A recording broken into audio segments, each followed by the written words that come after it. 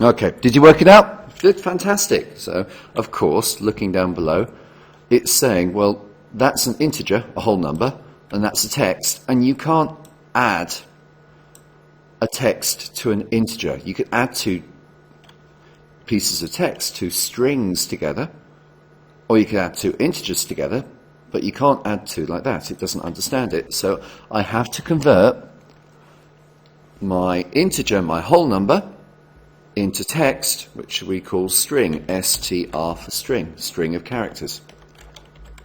Now that's not quite going to work, so I'm going to go back in and try and delete one of those. And there we go. Make sure again my brackets play nicely. So I've now got both players drew with the score of, and now string score. And when I run that and test that, that will now work. Excellent. Now, if you try it as well, I have to set stop, and then you have to hit run again. But let's see what else we can get. So I'm going to go A, B. Player 2 is the winner with score 3. Well, that worked.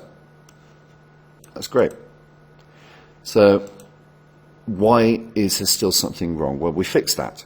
We've now fixed all our immediate errors. We've got the double equals.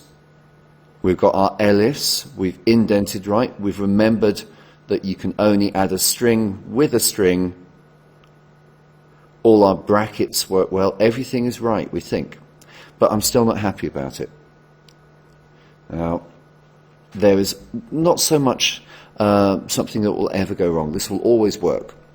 But there's bad programming practice here. Is whenever you start an if, and you're doing multiple cases, the last, and let's state this really clearly, it should be the last one and only the last one should be an else.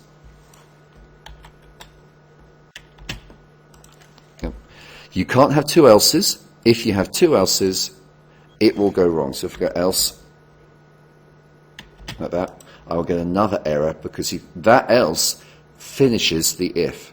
Yeah. So if I do that. So this else here will be the last condition of this if.